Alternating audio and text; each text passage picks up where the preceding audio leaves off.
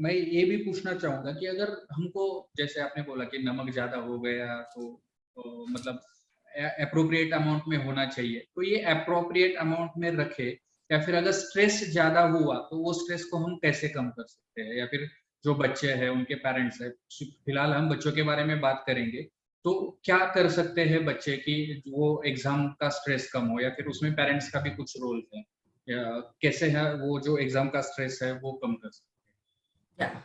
अच्छी बात कही आपने। देखो, आपने जैसे पहले कहा कि एग्जाम टाली नहीं जा सकती है, कुछ हमको एग्जाम देने ही पड़ेंगे। अगर आगे का पड़ाव हमें हासिल करना है तो हमें प्रूव करना पड़ेगा कि जो हमने पढ़ाई की है वो हम उतार सकते हैं और हम केपेबल है, तो हमारी एबिलिटी का टेस्ट रहेगा।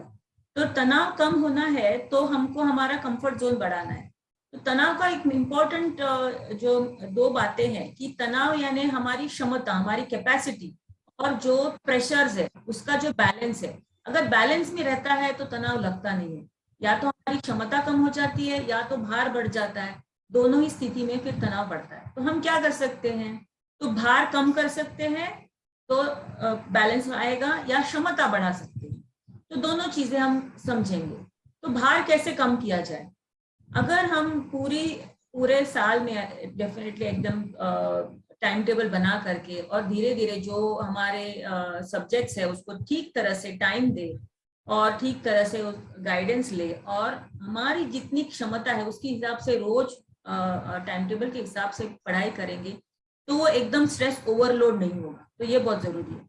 और सभी बच्चे सही नहीं होते, सेम नहीं होते। जैसे हाथों की पांचों उंगलियां सेम नहीं होती, हर एक की कुछ ना कुछ स्ट्रेंथ रहती है, कुछ ना कुछ वीकनेस होती है। तो ये खुद की जो हमारी आइडेंटिटी है या खुद के स्ट्रेंथ है, वो पहले हमारे बच्चों को आइडेंटिफाई करने में हमको उसकी मदद करनी है। तो किसी को गणित विषय बहुत कठिन लगता है, किसी को भाषा कठिन लग सकती है, लेकिन अगर हमको मालूम है कि ये ऐसे ऐसे एग्जाम में ये क्वेश्चंस पूछने वाले हैं, कैसे असेसमेंट कैसे होने वाला है, तो एग्जाम का भी एक टेक्निक होता है कि एग्जाम में कैसे क्वेश्चंस पूछे जाने वाले हैं, किस तरह से मार्क्स देने वाले हैं, और कौन से क्वेश्चंस को कितने मार्क्स दिए जाने वाले हैं। तो ये अगर हम अवगत करेंगे और उस तरह से तैयारी करेंगे और सूचीबद्ध तरीके से हम स्टेप बाय स्टेप अगर पढ़ाई करेंगे, तो एग्जाम के एकदम पहले टेंशन नहीं लगेगा। तो ये बहुत जरूरी है कि उसको बैलेंस आउट करना थ्रू आउट द ईयर।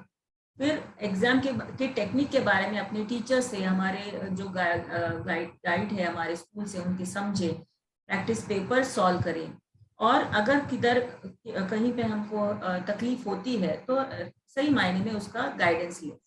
दूसरी, हम कैसे बढ़ा सकते हैं क्षमता? तो होता है कि ये बहुत बड़ा अवसर है एग्जाम का, तो एकदम से क्षमता बढ़ने वाली नहीं है। कोई किसी को कुछ वीकनेस है, इमोशनल कुछ प्रॉब्लम्स है, घर में कुछ तकलीफ हो सकती है।